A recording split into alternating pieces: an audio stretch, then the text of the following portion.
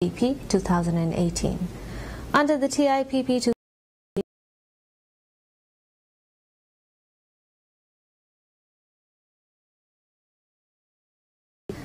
Medical Technology and Social Development. Department of Higher Education of Maldives revealed that successful candidates will be offered full scholarships, which will consist of a supplementary loan allowance. Interested candidates should submit applications to the Department of Higher Education before the 28th of January.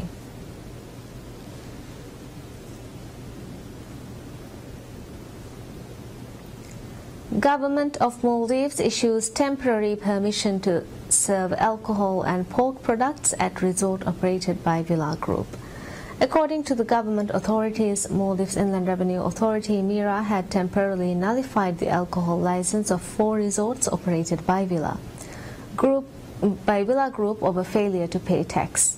A statement published by the Ministry of Tourism said it is aware of the importance to provide tourism-related services to meet the expectations and demands of tourists, and noted that tourism economy is crucial to Maldives. The Tourism Ministry revealed that a 14-day temporary permission has been granted to Villa Group after discussions with the Maldives Association for Tourism Industry (MATI), along with other relevant authorities. The ministry further said the government will continue to prioritize protecting and maintaining the image of the country as a tourist destination while also boosting investor confidence. Noting that MIRA has also filed cases of delinquency in paying tax from resorts and islands leased to companies associated and administered by Villa Group, the ministry reiterated that it is illegal to develop and manage resorts without paying tax. The statement further urged all companies operating in the tourism industry to abide by the laws to avoid any unnecessary interruptions to tourist-related services.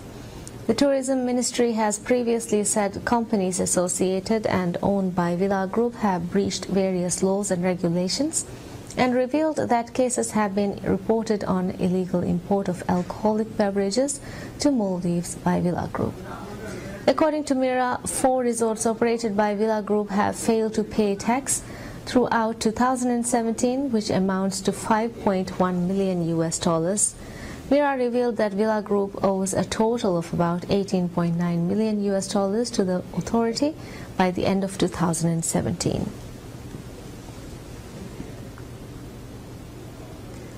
The government of Maldives announces slashing and the leveling of electricity prices for domestic category households in both capital city and the atolls. As per the latest development, electricity is leveled at households in the domestic category, which consumes electricity between 0 to 400 units bandwidth. Under the initiative of President Abdullah Yamin Abdul Qayyum to provide uninterrupted and cheap electricity services, major efforts have been exerted in leveling the cost of unevenly distributed prices of tariffs in different parts of the country. The biggest accomplishment was achieved by the government in the year 2016, when all the tariff prices in the atolls were leveled.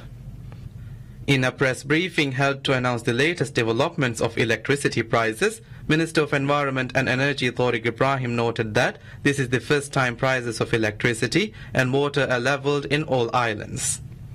In this regard, Minister Tariq said that all households in the domestic category, which consumes electricity between 0 to 400 units a bandwidth, would now be the same. This change will see a slash of about $4.9 to $26 from households consuming electricity between 0 to 400 units bandwidth. Minister Tariq further said that administration aims to provide basic services to the public at a low cost, and assured that the recent hike in the oil prices would not have an effect on the prices of electricity and water services. The minister revealed that the administration is working on implementing additional ways to minimize the electricity usage in the nation.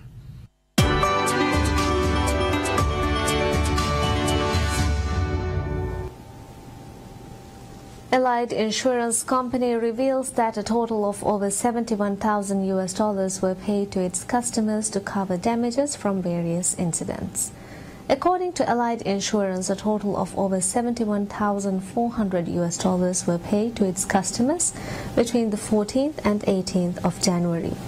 Allied Insurance has previously paid a record amount of $357,000 in a 5-day period.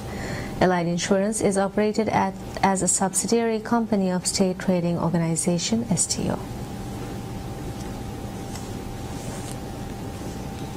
Maldives Monetary Authority MMA records a decline in income received from fish exports in November 2017.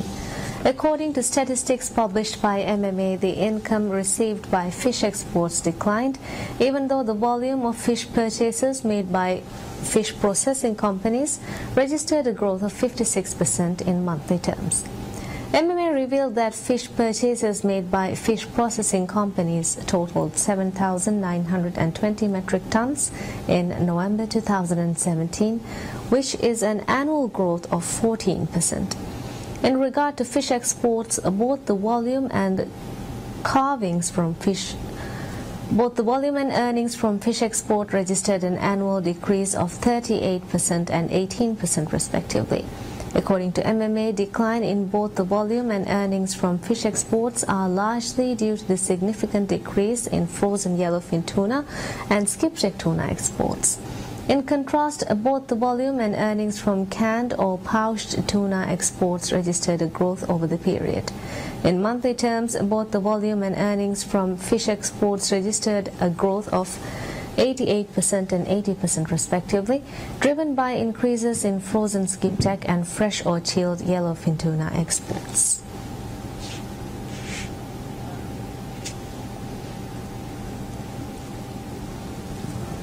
Managing Director of International Monetary Fund Christine Lagarde says global growth will continue to strengthen this year and next, but a build-up of debt poses risks and policymakers must avoid complacency.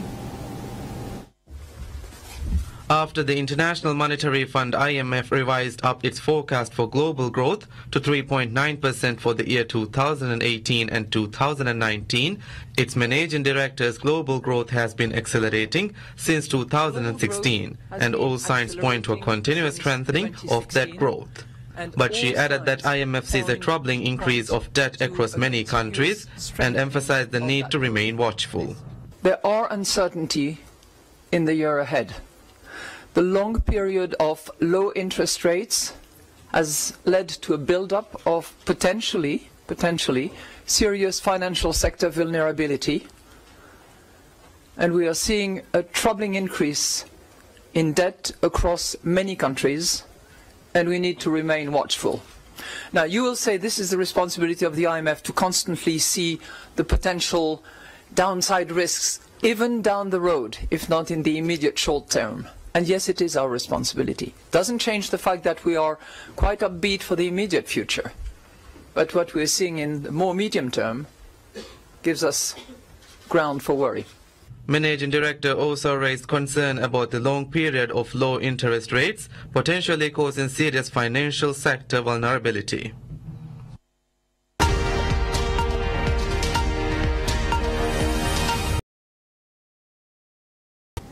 Turkish Deputy Prime Minister Bakir Bozdağ states that US needs to end its support for the Syrian Kurdish YPG militia if it wants to work together with Turkey in Syria.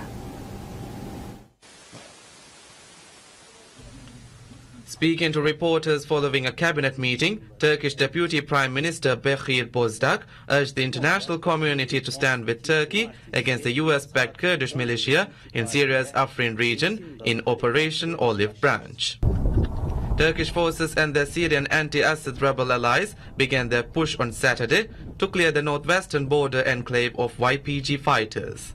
Ankara considers the YPG to be allies of the insurgents that have fought against Turkish state for decades.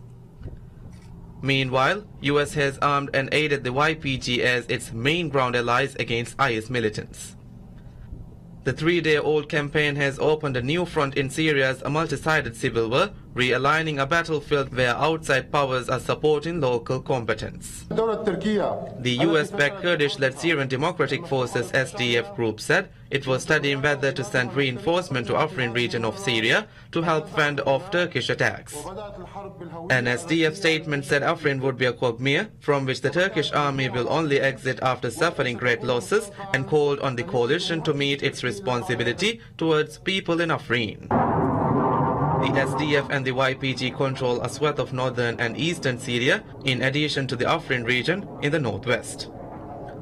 SDF raised concern that Russia, which is a major military backer of Assad's government, would allow Turkey to fly its warplanes over Afrin.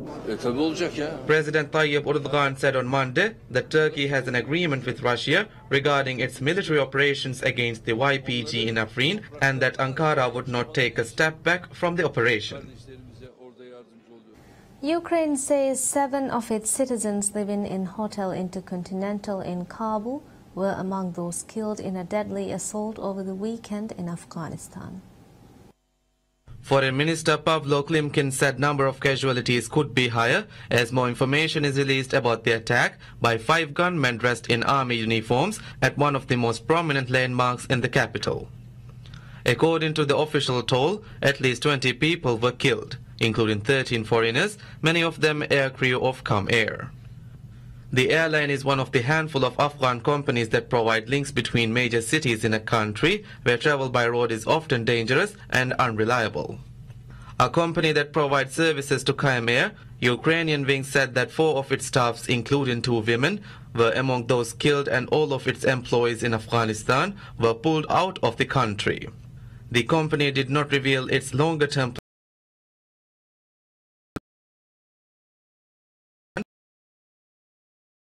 international forces out of Afghanistan. The raid was the latest in a series of attacks that have underlined the city's vulnerability and the ability of militants to mount high-profile operations aimed at undermining confidence in the Western-backed government.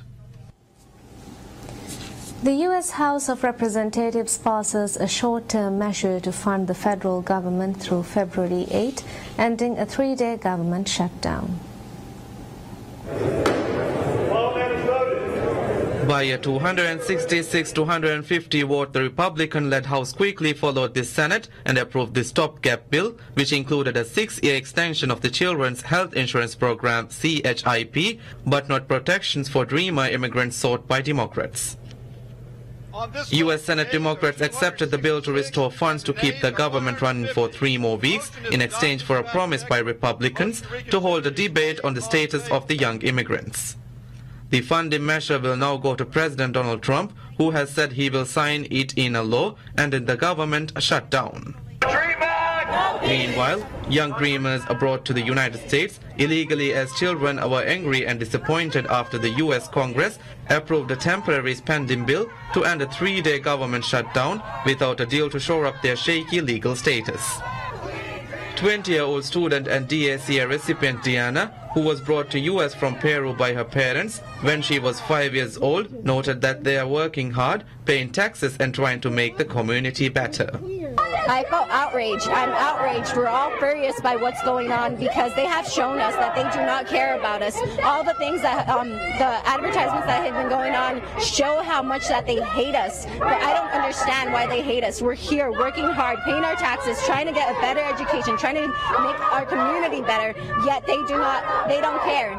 They don't care that we're out here not knowing what's going to happen next.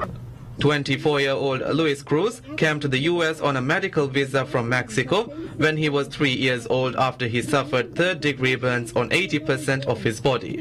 His DACA status expires in March. It's just another form of betrayal. I've lived my life, my entire life in this country. I've pledged allegiance to its flag, and so for them to say that they're not willing to protect us, it's a betrayal. 23-year-old Melody K was brought to United States from Guatemala when she was 9 and only found she was an undocumented when she was applying for college at the age of 17. She said she remained hopeful for her future and that for all dreamers, and called on people to take actions to find a solution. But the reality is that we have 122 people losing their DACA, their status, their driver's license, their protection from deportation every single day. And after March 6th, we expect 1,400 people to lose that protection every day. So it comes back to us to push back and say, no, the urgency is now. Last year, President Donald Trump ordered an end to protections provided to the estimated 700,000 Dreamers under the 2012 Deferred Action for Children Arrival Program DACA by March 2018.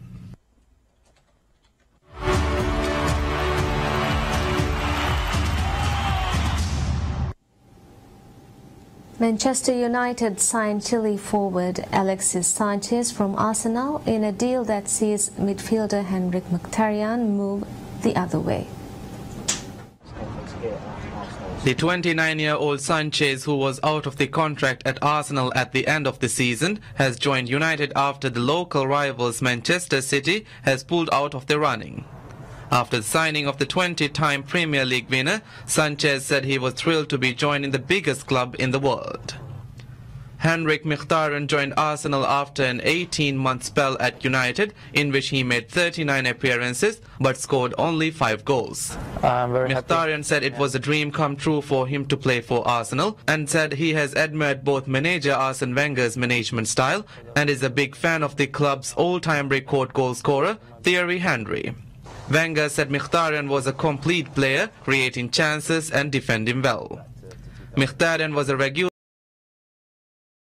start of this past 13 league games.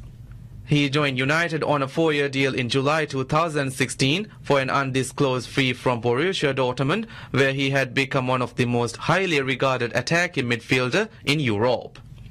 He continues to be the talisman of the Armenia team and is their all-time top scorer with 25 goals from 70 games.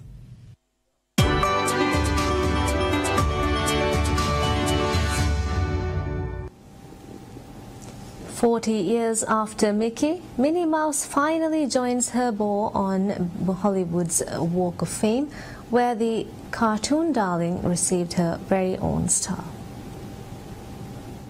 America's sweetheart, as Minnie became known, was immortalized with the 2,627th bronze star plaque to adorn the legendary Hollywood strip. The honoring of Minnie, who made her debut alongside her flame Mickey in the 1928 movie Steamboat Willie, was welcomed by U.S. pop star Katy Perry. So today, a brief 40 years after Mickey got his star, I'm delighted to honor Minnie and her magic with hers. Everyone, Minnie Mouse. Perry co-hosted Minnie's star dedication ceremony with the Walt Disney Company's CEO, Robert Iger. Walk of Fame ceremony organizers hail the animated mouse, fun-loving, independent personality.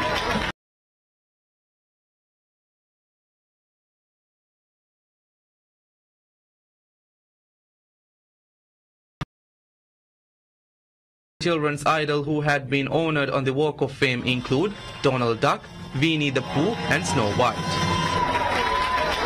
Oh, it's beautiful! Thank you, everyone. Thank you so much. And that's all we have for you right now. Thank you for watching. Have a very pleasant day.